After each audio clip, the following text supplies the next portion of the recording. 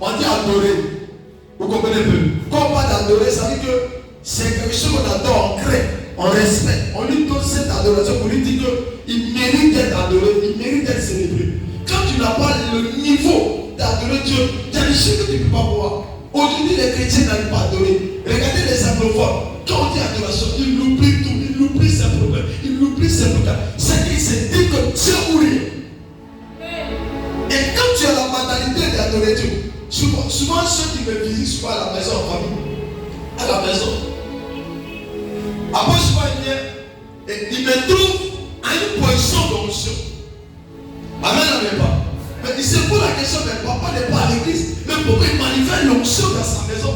L'onction, il n'est pas besoin de venir à l'église pour manifester l'onction. L'onction, c'est comme si c'est la nourriture.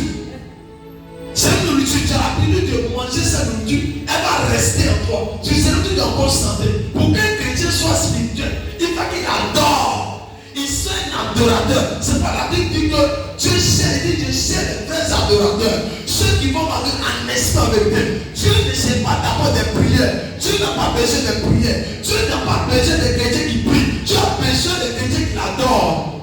Oh, Dieu n'a pas besoin. Pourquoi? Parce que le Seigneur n'a pas besoin de ta prière. Lui met d'abord les prières. Ce qu'il désire en toi, c'est l'adoration. Quand une personne a un esprit d'adoration avec Dieu, il y a des choses qui viennent. Écoutez-moi ce soir. Je n'ai pas besoin de faire prier. Parce que l'onction, ce n'est pas quand on monte sur l'autel que l'onction éclate. L'autel, ce n'est pas l'autel d'abord. L'onction vit en toi. L'onction, c'est toi. L'onction, c'est toi. Quand tu es l'onction, tu n'as pas besoin de prier. Tu n'as pas besoin de crier. Parce que l'onction en toi. Parce que toi, tu es l'onction. Tu peux adorer Dieu au passé. Pendant que les femmes sont en train de vendre, toi, tu as oublié de vendre. Pendant que les gens te disent, je vais payer poisson. Il y a l'esprit de Dieu qui t'anime et qui te pousse à dire le roman, le prochain qui lui a dit. Pourquoi? Parce que tu n'as pas de. Quand une femme commence à monter dans le niveau de l'adoration de Dieu, il commence à dire des choses. Tu es poussé là et tu commences à voir. Tu n'as pas besoin de dire la dame là, elle est prophétesse, ou bien l'évangéliste, ou bien l'apôtre. Parce que toute ton adoration, tu permets à Dieu d'ouvrir tes yeux. Je parle à quelqu'un ce soir. Que ton esprit s'ouvre, que tes yeux s'ouvrent. C'est que tes yeux s'ouvrent au nom de Jésus. Et que tu entends bien. C'est que même tout souvent, en nous voyant, on dit qu'il y a un esprit qui vit dans notre famille, qu'on appelle l'esprit de la sorcellerie. Je sais que dans ma famille, cet esprit domine, cet esprit détruit. Mais à cause, parce qu'il y a accepté d'adorer un autre Dieu, qu'on appelle Père Céleste, qu'on appelle Maître de l'univers, qu'on appelle Maître de la terre, Créateur de l'univers, de l'humanité, celui à qui la Bible nous dit qu'en lui il y a tout ce qui est nécessaire pour donner à des humains et d'accorder des humains et de bénir des humains. Il n'y a pas un deuxième Dieu, il n'y a pas un troisième Dieu. Ce Dieu-là, il allait à la croix. Il allait à la croix pour crucifier mon péché, pour détruire mon péché, pour que je sois dans notre parcelle qu'on appelle la gloire, qu'on appelle la bénédiction, qu'on appelle la saison. Je suis en train de dire à quelqu'un, je ne sais pas de quoi tu vis, je ne sais pas ce que tu connais, je ne sais pas qui te combat, mais il y a une seule chose. Il y a un Dieu qui me dit, il s'appelle Elohim, il s'appelle Dieu de Père, il s'appelle celui qui sent les destinées, celui qui a mis ce qui n'est pas résistant. La Bible me dit, quand je suis en toi, quand je te parle à toi, aucun démon ne pourra t'arrêter. Quand quelqu'un veut te tuer, il est celui-là qui amène Archange Michael auprès de toi. Je suis en train de te dire, un archange va te susciter ce soir pour ta destinée. Un archange va monter. Je ne sais pas quelles sont les personnes qui font des complots contre toi, mais je suis en train d'entrer dans ton ADN, de le retirer de la malédiction, de le retirer de l'assouplissement, de le retirer des blocages, de le retirer des barrières, des limitations. Je parle à une femme, je parle à un homme. La terre ne mangera pas ta chair, la terre n'avalera pas ta chair. Je suis en train de dire, ce soir, je maudis celui qui t'a maudit, je maudis celui qui t'a maudit, je ressuscite ta destinée.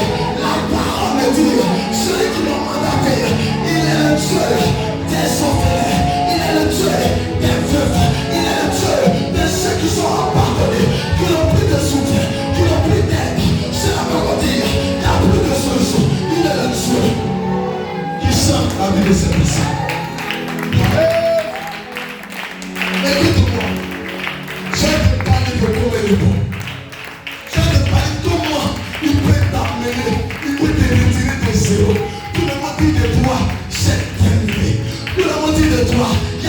des solutions et dire, moi Dieu, rien n'est possible à moi. Écoute-moi très bien, ce qui est possible à Satan, c'est pas possible à Dieu. C'est pas pendant que tu recules, pendant que les attaques se multiplient, il te dit, il faut avancer, il faut persévérer.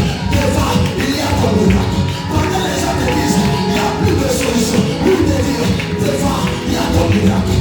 Écoute-moi, certain est un résultat. Après, je vais être devenu l'héros de la famille. Je vais dire, Joseph est un résultat. Après, il est devenu ministre de Dieu. Et regarde, David doit être ministre. Mais c'est lui à qui tu avais choisi pour être le roi du peuple israélien. Je vais dire, Moïse n'avait pas d'épargné, mais s'exprimer.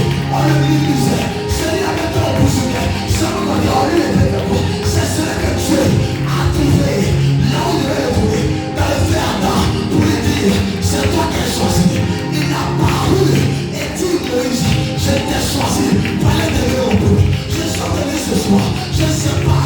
Là où on t'a mis sur la captivité. Que mon Dieu te délivre. Que mon Dieu te plaît. Que mon Dieu te délivre. Que mon Dieu te restaure. Si tu me donnes la main, le pas de ta vie va changer. La vie va changer. La vie va changer. La vie va changer.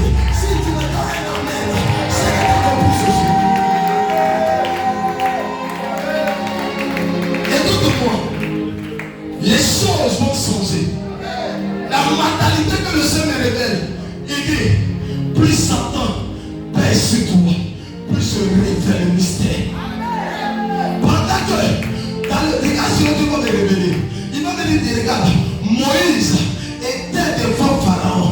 La Bible dit que Pharaon faisait peur. Tout le monde craignait Pharaon. Tout le monde dit, on ne peut pas lui là, on ne peut pas s'égaler à lui, parce que c'est l'homme puissant. Ce roi-là, il est puissant, il détruit, il avait des fautes. Mais la Bible dit que Moïse a gardé la position parce que sa mentalité, il avait le Créateur. Écoute-moi très bien, devant la situation, c'est ton Créateur.